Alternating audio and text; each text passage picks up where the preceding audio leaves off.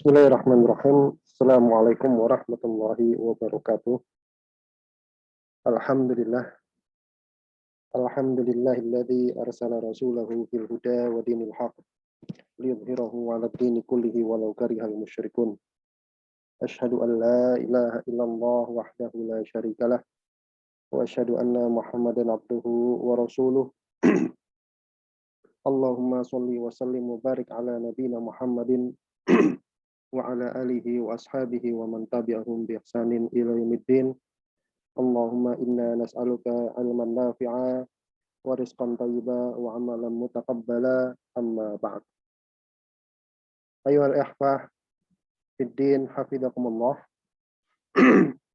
Alhamdulillah pada malam hari ini Allah Subhanahu wa taala masih memberikan kita kesempatan sehingga kita bisa kembali melanjutkan pengajian kita, pengajian online, membahas kitab Mukhtasar Minhajul Qasidin yang ditulis oleh Al-Imam Najmuddin Ahmad bin Abdurrahman Ibnu Qudamah Al-Maqdisi rahimahullahu taala rahmatan wasi'ah.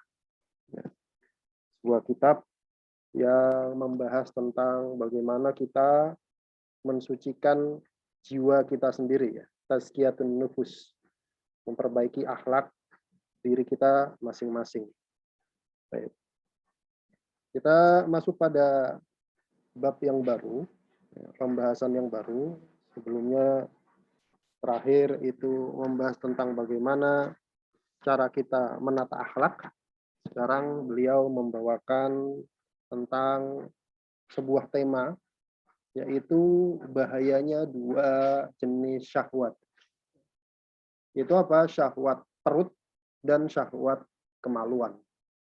Karena ternyata nanti beliau akan menyebutkan bahwasanya dari dua syahwat inilah muncul syahwat-syahwat yang lain. Baik. Kita lihat di sini, bismillahirrahmanirrahim. Qala al-musannif rahimahullahu taala wa nafa'na bihi wa bi ulumihi fi dharain amin. Berkata Al-Imam Najmuddin Ibnu Qudamah dalam kitabnya Kitabu Kasri Syahwatain, Syahwatil Batni wa Syahwatil Farji. Inilah sebuah kitab yang menjelaskan tentang bagaimana kasri syahwatain, mengekang dua syahwat. Jadi dalam Islam kemarin, ya, di pertemuan sebelumnya, bahwasanya dua syahwat ini di dalam Islam itu tidak dihilangkan, tapi dibatasi. Itu apa? Syahwatil batni, syahwat perut, wa syahwatil farji, dan syahwat kemaluan. Jadi dua syahwat ini tidak dihilangkan di dalam Islam. Tidak sebagaimana beberapa ajaran agama yang kemudian menghilangkan secara sama sekali syahwat makan, makanan tertentu gitu, tidak makan daging, semua daging, dan syahwat kemaluan, tidak menikah sama sekali. Nah, yang di dalam Islam itu dibatasi. Kata beliau, syahwatul batni min a'dhamil muhlikat. Yang namanya syahwat perut itu termasuk muhlikat yang paling besar. Muhlikat itu penyebab kebinasaan. Jadi syahwat perut adalah salah satu penyebab kebinasaan manusia yang paling besar.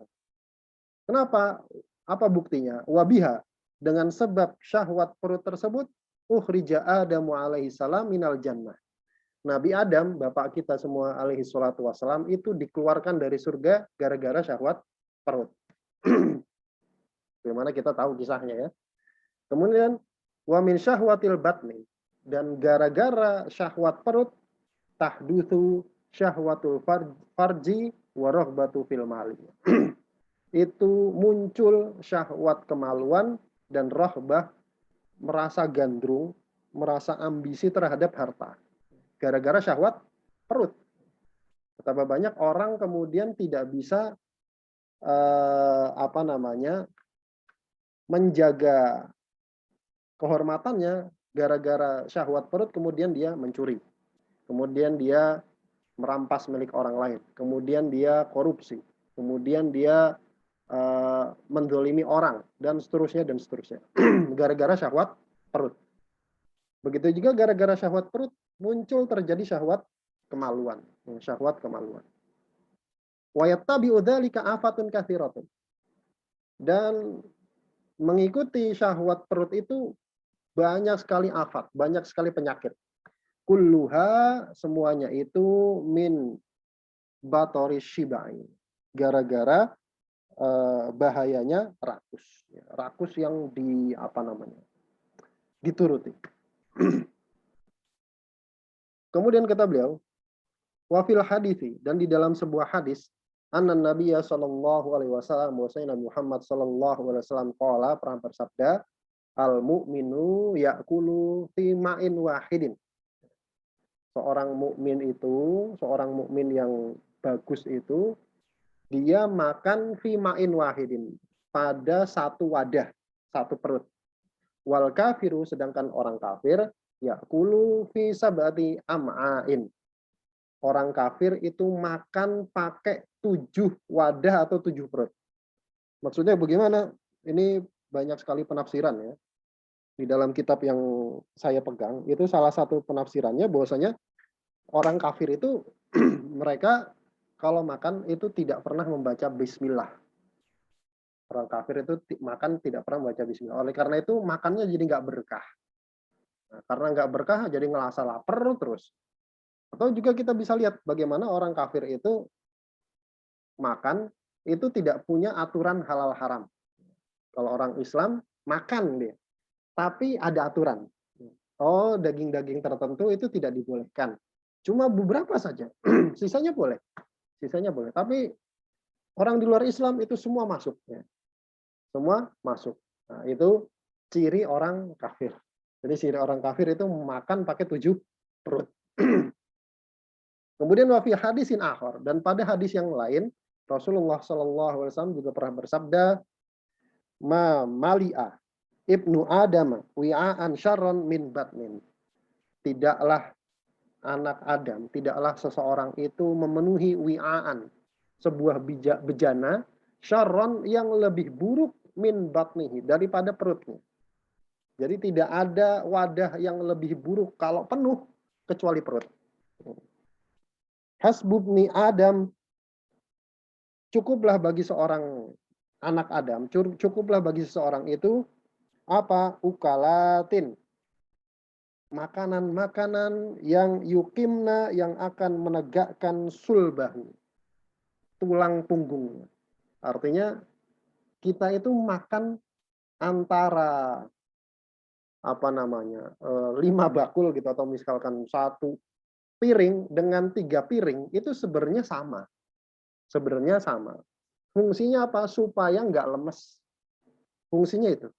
Supaya tidak lemes. Kita makan 1 piring dengan makan 3 piring atau 2 piring, itu tujuannya supaya tulang punggung kita itu tidak lemes. Artinya mau melakukan aktivitas itu bisa. Kemudian kata beliau, fa in kana la mahalata. Kalau seandainya itu tidak bisa dihindari, artinya harus makan kenyang gitu. Fasulusun li to'amihi. Maka kata Rasulullah apa? Fasulusun, maka sepertiga perut itu li to'amihi, untuk makanannya. Wasulusun li syarabihi. Kemudian sepertiga itu untuk minum. Wasulusun li nafasihi. Dan sepertiga untuk napas. Ya, sepertiga untuk napas. Nah, inilah adab yang diajarkan oleh Rasulullah Shallallahu Alaihi Wasallam, bahwasanya seorang Muslim itu tidak akan perutnya itu sampai benar-benar penuh, yang nggak ada ruang untuk minum dan napas. Kemudian kata beliau,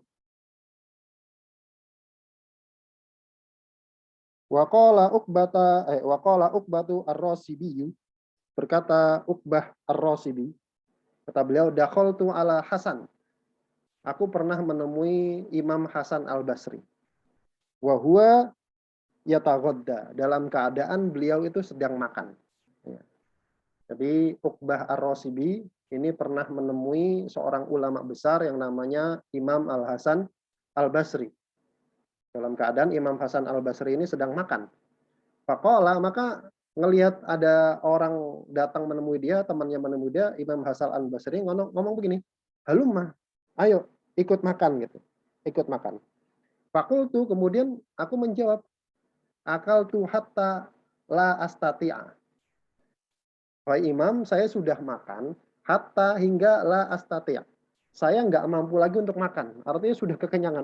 Habis makan nih, makan banyak banget gitu. Faqala, maka apa kata Imam Hasan Al-Basri? Subhanallah. Subhanallah. Ini apa namanya? Ungkapan keheranan ya. Ungkapan keheranan. Jadi salah satu yang kurang tepat kalau mengingkari sesuatu itu mengucapkannya subhanallah. Heran tapi apa namanya? Mengingkari itu mengucapkannya subhanallah. Kalau takjub itu masya Allah. Kalau takjub dengan sesuatu yang bagus itu masya Allah. Jadi di negeri kita itu kurang tepat ya, kurang tepat. Masya Allah untuk sesuatu yang mengherankan gitu. Kemudian subhanallah itu sesuatu yang menakjubkan. Gitu. Kata Imam Al-Hasan Al-Basri, subhanallah. Subhanallah. Au ya'kulul muslimu hatta la yastati'a an ya'kula. Apa pantas seorang muslim itu sudah makan hingga dia nggak mampu lagi untuk makan? Makan sampai penuh kemudian nggak bisa lagi makan. Itu pantas nggak kayak gitu? Nah, itu kata Imam Al-Hasan Al-Basri. Kemudian kita beliau, waqad balagha jama'atun minaz zuhadi fit taqalluli minal akli wasobri alal ju'. Dan sungguh sekelompok orang zuhud itu telah berlebihan fit taqallul dalam menyedikitkan makan dan bersabar alal ju', bersabar di atas rasa lapar. Nah, ini indahnya Islam, indahnya Islam. Islam itu dia agama yang pertengahan. Agama yang pertengahan. Tidak berlebihan, juga tidak meremehkan. Tidak meremehkan, tidak berlebihan. Begitu juga dalam hal makan. Dalam hal makan, Islam itu tidak menganjurkan untuk berlebihan sampai nasinya sampai ke tenggorokan gitu kan. Mungkin ada yang pernah makan seperti itu. Nah, biasanya habis buka puasa gitu kan. Makanannya enak, nasi kebuli atau apa gitu kan. Terus saking banyaknya nasinya tuh sampai kerasa di tenggorokan. Nah, itu yang tidak boleh. Itu yang tercela yang seperti itu. Dan Islam juga tidak menganjurkan untuk menyedikitkan makan sampai kelaparan. Kemudian kata beliau, waqad bayyana aiba masalaku fi ghairi hadzal kitab. Dan sungguh kami telah jelaskan aib celah apa yang mereka tempuh fi ghairi hadzal kitab, bukan pada kitab ini. Artinya pada pertemuan sebelumnya itu sudah kita bahas bahwasanya yang dimaksud dengan akhlak yang baik itu yang pertengahan, bukan kemudian sama sekali nggak makan gitu kan. Makannya sama sekali sedikit, bukan kemudian juga makannya berlebihan. Wa maqamul adri fil akli. Nah, sekarang bagaimana ukuran orang itu disebut pertengahan? Apa standar seorang muslim itu kemudian disebut pertengahan dalam makan? Kata beliau, maqamul adli fil akli, standar pertengahan dalam makan adalah raf'ul yadaini. Dia mengangkat tangannya, artinya selesai makan, ma'a baqa'i syai'in minasyahwati. Meskipun dia masih punya keinginan untuk makan. Meskipun dia masih punya keinginan untuk makan. Jadi masih bisa sebenarnya, masih bisa kita masukkan makanan, tapi berhenti. Tapi berhenti. Itu yang disebut dengan pertengahan ketika makan. Wa nihayatul maqami al-hasani qauluhu sallallahu alaihi wasallam. Nah, itu sikap pertengahan. Tapi sikap yang paling bagus, yang terbaik dalam hal menyikapi makan adalah sebagaimana yang disabdakan oleh Rasulullah SAW tadi, sulusun li ta'ami, sepertiga untuk makan, wasulusun li syarabi, dan sepertiga untuk minum, wasulusun li nafasi, dan sepertiga untuk napas. Nah, ini yang disebut dengan pertengahan. Jadi kalau disebut kamu tuh kebanyakan makan, nah ukurannya beda-beda, ukurannya beda-beda. Ada orang yang istilahnya apa ya, makan satu piring itu dia sudah sangat kenyang gitu, maka dia makannya separuh. Ada yang makannya sepiring itu dia masih bisa nambah sebenarnya, tapi dia berhenti. Nah, itu yang disebut dengan adil atau pertengahan dalam makan. Jadi berhenti meskipun dia masih pengen makan lagi. Kemudian kata beliau, wal aklu fi maqamil adli yusihul badana wa yunfi al marodo. Nah, ini sisi kesehatan. Yang namanya makan itu, kalau dia kita posisikan dengan adil, dengan pertengahan, nggak terlalu banyak, nggak terlalu sedikit, itu yusihul badan, akan membuat badan itu jadi sehat, wa yunfil marad, dan akan menghilangkan penyakit. Ini dokter semua tahu ini. Ini sudah diakui oleh dokter-dokter zaman sekarang. Bahwasanya banyak makan itu bakalan ngundang penyakit. Makan terlalu sedikit juga begitu. Makan terlalu sedikit ya, nggak ada nutrisinya. Yang bagus bagaimana? Makannya itu pertengahan. Itu bikin badan sehat dan akan menghilangkan penyakit. Wadhalika alla yatanawala ta'ama hatta yastahiyahu. Caranya bagaimana? Caranya alla yatanawala ta'am. Orang yang makan itu tidak ngambil makanannya lagi hatta yastahiyahu. Tidak ngambil makanan hingga dia pengen makan. Artinya jangan makan sampai ngerasa lapar. Ini metode supaya sehat. Jadi jangan makan kecuali sudah pengen makan. Summa yarfa'a yadahu wa huwa yastahihi. Kemudian dia angkat tangannya, artinya selesai makan, wa huwa yastahi. Meskipun dia masih pengen makan. Tapi artinya bukan nggak dihabisin gitu ya. Makannya dihabisin. Tapi sebenarnya kalau dia nambah itu pengen masih bisa gitu. Tapi sudah cukup. Kemudian kata beliau, wad-dawamu alat taqalluli minat ta'ami yud'iful qawa. Dan terus-menerus menyedikitkan makan itu akan melemahkan kekuatan seseorang. Jadi ini yang namanya pertengahan. Jadi pertengahan itu satu caranya jangan makan kecuali sudah pengen makan. Kemudian cara yang kedua, berhenti meskipun masih pengen makan.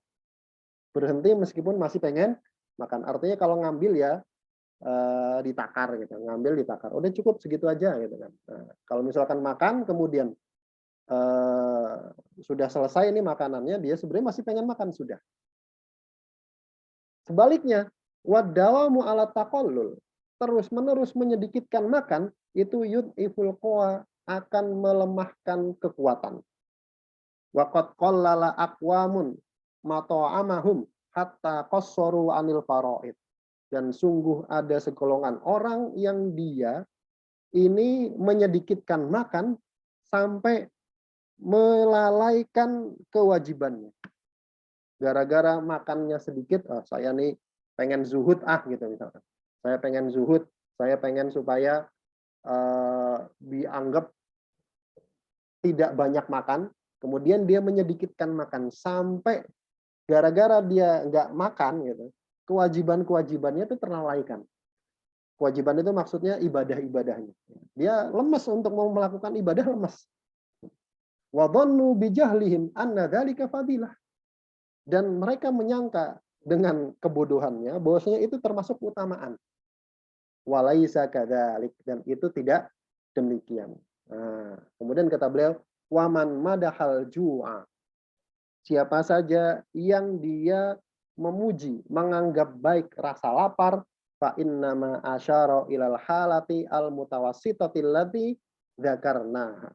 Maka itu sebenarnya isyarat kepada keadaan yang pertengahan tadi yang sudah kami sebutkan kata beliau. Jadi kalau ada teks-teks di dalam syariat kemudian dia itu memuji rasa lapar. Perhatikan, kalau ada teks-teks dari para ulama atau di dalam syariat atau di dalam agama Islam yang memuji lapar, yang menyebutkan bahwasanya lapar itu utama, maka itu dibawa kepada pemahaman yang benar adalah tidak terlalu kenyang dan tidak terlalu lapar. Bisa dipahami? Seperti itu. Kemudian kata beliau, nah sekarang beliau menyebutkan cara gimana supaya kita bisa meraih untuk apa namanya, mengekang syahwat perut. Ini kan temanya mengekang syahwat perut. Bagaimana caranya? Nah, kata beliau, wa tariqur riyadati fi kasri syahwatil batni, dan metode atau cara melatih bagaimana kita bisa mengekang syahwat perut, jangan kemudian diumbar, akhirnya gara-gara diumbar orang kemudian terjatuh pada kebinasaan. Annaman ta'awwada istidamata syibai, bahwasanya siapa saja yang ta'awwada, yang dia itu terbiasa istidamata syiba, untuk terus-terusan kenyang. Artinya ini orang sudah biasa kenyang, sudah biasa kekenyangan. Fayan bagi lahu an yuqallila min mat'amihi yasiran ma'az zaman. Maka hendaknya bagi orang tersebut, kalau sudah terbiasa, saya udah biasa makan banyak banget, saya biasa makan itu 3 piring misalkan, saya biasa makan sampai kekenyangan, sampai kemudian apa namanya ngantuk gitu. Nah, caranya bagaimana? Dia mulai menyedikitkan makanannya sedikit demi sedikit seiring perjalanan waktu. Yang biasanya makan apa namanya sampai 3 piring gitu, ya 2 piring. Biasa 2 piring, kemudian 1 piring. Kalau 1 piring misalkan masih dia merasa sangat kekenyangan, itu bisa disedikitkan. Sampai kira-kira batasan yang pertengahan bagi dia. Ila an yakifa ala haddi tawassutil ladzi asyarna ilaih. Sampai berhenti pada batasan pertengahan yang telah kami sebutkan tadi. Jadi masih bisa makan, tapi sudah berhenti. Masih bisa makan, berhenti. Oh, saya masih lapar nih sebenarnya. Tapi ya sudah, selesai. Gitu. Wa khairul umuri awsatuha, dan yang namanya sebaik-baik urusan itu yang paling pertengahan. Jadi semua urusan itu yang baik itu yang pertengahan. Tidak terlalu berlebihan, juga tidak terlalu meremehkan. Islam itu datang dengan agama yang pertengahan. Saya di dalam surat Al-Fatihah itu ihdinas siratal mustaqim, jalan yang lurus itu jalan yang pertengahan. Tidak sebagaimana jalannya orang-orang yang apa namanya ghairil maghdubi alaihim, bukan jalan orang yang engkau murkai ya Allah. Jalan orang yang murkai, Allah murkai itu siapa? Jalan yang Allah murkai itu adalah orang-orang Yahudi. Kenapa disebut dimurkai? Karena orang-orang Yahudi, mereka itu punya ilmu tapi tidak diamalkan. Nah, dan juga tidak sebagaimana jalan orang-orang yang dolin, yang sesat. Nah, jalan orang yang sesat gimana? Nggak punya ilmu tapi beramal. Itu siapa? Orang-orang Nasrani. Maka orang Islam itu pertengahan. Orang Islam itu pertengahan. Ada ilmunya juga diamalkan. Nggak punya ilmu doang tapi nggak diamalkan, juga nggak ngamal tapi nggak ada ilmunya. Nah, jadi itu pertengahan. Maka kata beliau, wa khairul umuri awsatuha, yang namanya sebaik-baik urusan itu yang paling pertengahan. Fal aula, maka yang paling utama, tanawulu ma la yamna'u minal ibadah, itu meraih atau memakan sesuatu yang tidak akan menghalangi dia dari ibadah. Jadi ketika makan itu jangan sampai makanannya itu menghalangi dia dari ibadah. Menghalangi dari ibadah itu gimana? Kalau kebanyakan ngantuk, kalau terlalu sedikit lemes. Nah, itu namanya menghalangi dari ibadah. Makan yang pertengahan. Fayakunu sababan libaqa'il quwwati. Maka makannya itu menjadi sebab langgengnya kekuatan dia. Kekuatan untuk melakukan ibadah. Kemudian kata beliau, fala yuhissu al-mutanawilu biju'in wala shiba'in. Maka orang yang mutanawil, orang yang meraih makanan, orang yang makan tadi itu tidak merasakan lapar dan juga tidak merasakan kekenyangan. Pertengahan. Fahina idzin yasihul badanu. Maka ketika inilah badan itu akan menjadi sehat. Wa yajtami'ul hammu atau himmatu, dan himmah, tekad itu akan menjadi terkumpul, akan menjadi bersatu. Tekadnya itu bersatu. Wa ya'ful fikra. Wa ya'ful fikru, ya. Dan pikiran itu akan menjadi jernih. Nah, itu kalau orang makanannya itu pertengahan. Nggak terlalu nggak terlalu berlebihan, juga nggak terlalu kekurangan. Kemudian kata beliau, wa mata zada fil akli awrathahu kasratul naum. Kasrata an-naum.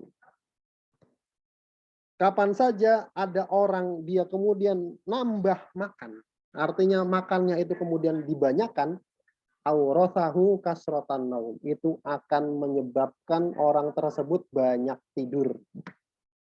Ini sudah menjadi hukum alam ya, sudah menjadi hukum alam. Kalau ada orang perutnya penuh, maka yang berat itu bukan perut, tapi mata. Benar? Kalau ada orang penuh perutnya, maka matanya jadi berat. Maka matanya jadi berat. Wabida data zihni. Dan zihnnya, pikirannya itu akan menjadi biladah. Biladah itu tumpul. Tumpul nggak fokus. Orang kekenyangan itu kan nggak fokus. Makanya kan ada ada anekdot di negeri kita. Kalau lapar itu galak gitu kan. Kalau kenyang jadi bodoh gitu kan. Itu memang seperti itu. Orang kekenyangan itu akan jadi bodoh. Wadzalika bitaksiri al-Bukhari fid dimaghi hatta yughtiya makan al-fikri.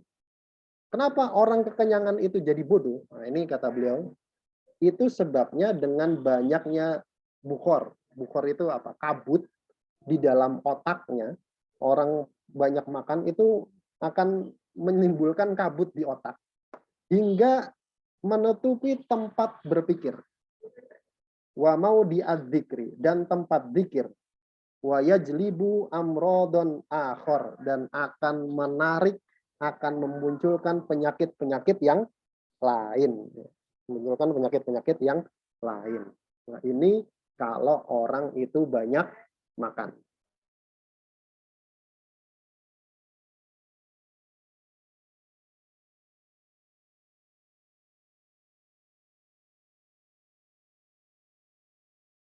Kemudian kata beliau, wal yahdar man taraka syai'an minasyahwati ayyan an tatatarraqa ilaihi afatur riya. Tatarraqa ya tatarraqu ya tatatarraqa. Wal yahdar, dan hendaknya orang yang meninggalkan syahwat-syahwat tadi waspada untuk muncul penyakit riya ketika dia meninggalkan syahwat. Nah, ini sudah level selanjutnya. Orang mulai menata syahwatnya. Orang mulai menata keinginan perutnya. Oh, sudah mulai disedikitkan makan. Nah, ketika dia menyedikitkan makan, maka bisa muncul penyakit lain. Apa itu? Penyakit riya. Penyakit riya. Waqad yakunu ba'duhum yashtari asyahwata wa yu'alliqaha fi baitihi wa huwa zahidun fiha. Dan ada sebagian salaf dulu, ini beliau menceritakan, itu sebagian salaf zaman dulu itu membeli syahwat, membeli kebutuhan gitu, membeli syahwat, kemudian dia gantungkan, dia taruh syahwat tersebut di rumahnya, wa huwa zahidun fiha. Dalam keadaan dia itu sebenarnya tidak butuh terhadap syahwat tersebut. Maksudnya gimana? Ini ungkapan untuk menunjukkan bahwasanya orang itu ketika meninggalkan syahwat itu menampakkan sisi sebaliknya kepada orang lain. Ya. Ini sisi supaya kita tidak riya. Ketika meninggalkan syahwat, ketika menyedikitkan syahwat tadi, mengatur syahwat perut, itu kan biasanya bisa muncul penyakit riya. Oh, ini saya ini sudah mulai masuk level zuhud nih. Kemudian dia berusaha untuk menunjukkan kepada teman-temannya. Makanannya udah mulai sedikit, dia udah mulai pura-pura lemes nih. Oh, kamu lemes kenapa? Jangan banyak makan, Mas. Gitu. Dia ngomong begitu. Ketemu sama temannya gitu kan, mukanya disayu-sayuin gitu kan. Wah, nih orang zuhud nih, makanannya sedikit. Nah, orang-orang zaman dulu, para salaf zaman dulu, itu menampilkan sebaliknya. Kata beliau, ada orang yang membeli syahwat, artinya dia itu menampilkan bahwasanya dia itu sedang senang terhadap syahwat tersebut, digantungkan di rumahnya, ditampilkan begitu. Padahal dia tidak butuh terhadap hal tersebut. Wa yastur biha zuhdahi. zuhduhu, dan dia tutupi syahwatnya tersebut dengan zuhudnya dia. Nah, wa hada huwa zuhdu, dan inilah zuhud fi zuhdi bidhari didri. Inilah zuhud di atas zuhud dengan menampilkan sebaliknya. Tadi saya bilang, ketika ada orang kemudian mulai menampakkan, mulai menapaki jalan menyedikitkan makan gitu, menata makanannya supaya pertengahan, dia tampilkan itu sebaliknya dalam lahiriah. Jadi semangat gitu kan, wah jadi apa namanya, energik gitu. Jangan kemudian ditampilkan, wah habis ngaji supaya jangan banyak makan, kemudian dia tampilkan seolah-olah badannya itu lemes. Nah, ini yang penyakit berikutnya, yaitu riya. Kata beliau, wa huwa amalu siddiqin. Inilah amalnya orang-orang siddiqin. Bahwasanya dia menampilkan di luar sebaliknya. Ini yang sulit ya. Ini yang sulit. Saya para salaf zaman dulu itu mereka berusaha untuk sekuat mungkin menyembunyikan amalan. Jangan sampai orang tahu amalannya, kecuali kalau untuk tujuan syiar, kecuali untuk tujuan syiar. Tapi kalau tidak untuk tujuan syiar, tidak ada tujuan itu, mereka sekuat tenaga menyembunyikan ibadahnya. Bahkan kalau ketahuan, mereka akan menampilkan sebaliknya. Nah, kenapa? Kata beliau, li'annahu, karena hal tersebut, yujarri'u nafsuhu ka'sa sobri marrotain. Dan itu menyebabkan dia meneguk ya, ka'sa sobri, gelas kesabaran marrotain, 2 kali. Artinya dia harus bersabar 2 kali. Ya, orang yang seperti ini harus sabar 2 kali. Dia sabar ketika membatasi syahwatnya, dan dia sabar supaya orang lain nggak tahu. Nah, itu maksudnya. Wathaniyatu amur, dan sabar yang kedua itu lebih pahit. Lebih pahit. Jadi berusaha untuk menampilkan sisi sebaliknya itu lebih pahit daripada ketika dia mulai untuk menata syahwatnya. Itu yang pertama. Ini mungkin tidak selesai. Kita tambah sedikit ya. 3 menit lagi. Wa amma syahwatul farji. Sekarang syahwat kemaluan. Syahwat kemaluan. Nah, ini juga sumber dari segala penyakit. Kata beliau, fa'lam anna syahwatal wiqa'i sullitat alal adami li faidatain. Ketahuilah bahwasanya syahwat wiqa, syahwat menikah, syahwat berhubungan antara laki-laki dan perempuan, sullitat itu diberikan, dimunculkan, diberikan alal adami kepada manusia li faidatain. Itu ada 2 faedah. Jadi Allah ciptakan kita punya syahwat kemaluan itu sebenarnya bukan tanpa faedah ya. Bagaimana sudah kita bahas di pertemuan sebelumnya. Ada faedahnya. Apa? Ihdahuma. Faedah yang pertama adalah baqaun nasli. Supaya nasal, supaya keturunan itu langgeng. Ya. Supaya keturunan itu langgeng. Wathaniyatu. Faedah yang kedua, liyudrika laddatan, supaya orang tahu enaknya syahwat tersebut. Nah, loh itu bagaimana supaya tahu enaknya syahwat tersebut? Yaqisu 'alaiha laddatal akhirah. Supaya dia bisa mengkiaskan, supaya dia bisa membandingkan atas nikmat syahwat di dunia dengan nikmat lezatnya syahwat di akhirat. Itu kata beliau. Fa inna ma lam yudrak jinsuhu bidzauqi. Fa inna ma, maka apa saja yang lam yudrak, yang tidak diketahui. Apa yang tidak diketahui? Jinsuhu, jenisnya, bidzauqi, dengan cara dirasa, dengan cara dikecap.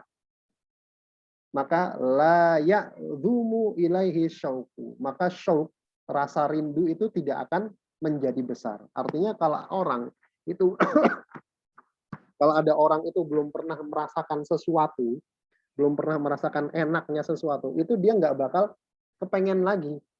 Bisa dipahami ya? Misalkan ada orang yang doyan durian gitu kan. Durian tuh kayak apa sih? Oh, enak. Durian kayak apa sih? Oh, pokoknya enak gitu kan. Enaknya kayak apa? Ya enak. Tapi dia nggak pernah nyobain. Akhirnya nggak tahu rasanya dan nggak pengen. Beda sama orang yang pernah makan durian. Pernah makan durian dia. Ternyata enak ya durian ya. Enak rasanya kayak gini ya. Nah, dia akan ada keinginan untuk merasakan itu lagi. Ada rasa rindu untuk merasakan itu lagi. Begitu juga dengan syahwat kemaluan. Kenapa Allah kasih kita? Karena satu, supaya keturunan kita itu langgeng. Karena kalau nggak ada syahwat kemaluan, maka keturunan itu akan putus ya, hilang, manusia punah. Yang kedua, supaya kita itu bisa punya keinginan untuk mendapatkan itu juga. Di mana? Di akhirat. Illa annahu idza lam turadda hadhi syahwatu ilal i'tidal. Akan tetapi, kalau syahwat ini tidak dikembalikan kepada posisi pertengahan. Jadi sama tadi ya, kalau syahwatnya ini tidak dikendalikan sampai pada posisi pertengahan, tengah-tengah, jalabat afatin kathiratan, maka dia akan menimbulkan, menarik penyakit-penyakit yang banyak, wa mihnan, dan ujian yang banyak. Betapa banyak orang syahwat kemaluannya itu dilepas, gara-gara itu dia dapat masalah. Walaula dzalika makanan nisa'u makanan nisa'u jaba ila syaiton. Seandainya bukan karena hal tersebut, perempuan itu tidak akan diandaikan, diperumpamakan dengan jaba ila syaiton, perangkap setan bagi laki-laki. Begitu juga sebaliknya. Perempuan itu adalah perangkap setan bagi siapa? Bagi laki-laki. Laki-laki juga begitu. Laki-laki juga begitu.